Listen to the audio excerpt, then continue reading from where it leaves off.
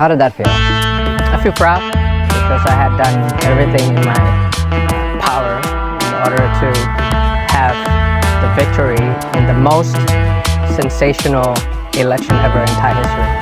The voting turnout was 77%, which is the highest ever. To be clear, I won the election.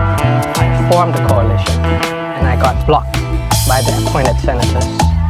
And because of that, a lot of hopes and dreams of the voters of Thais all around the world, including in Paris, that didn't translate into governance here in Thailand. Obviously, it's a roller coaster, but an anticipated roller coaster. I knew that it was going to be ups and downs like this, but that's just personal feelings.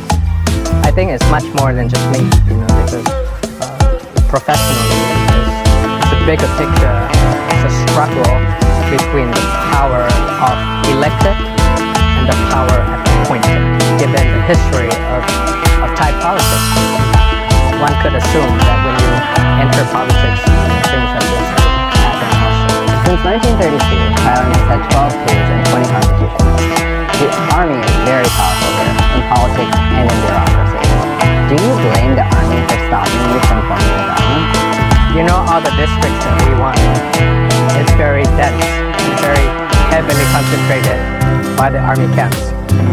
So to show you that there's probably a collapse from within, that there's a lot of people who agree with our military reform and voted for us in the ballot. Now you are on trial for proposing to amend Thailand's lèse majesté law, which is amongst the toughest in the world, carrying a maximum of 15 years in prison.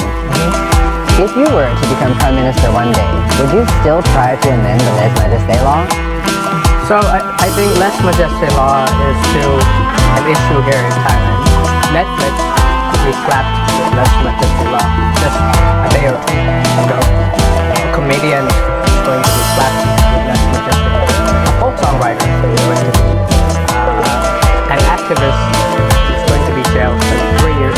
This happened within 24 hours of this incident. I'm going to find alternatives just to make sure that the goal of keeping the king as revered as possible and above politics does not get used to destroy political opponents. The Constitutional Court will soon decide whether or not to dissolve your party and ban you from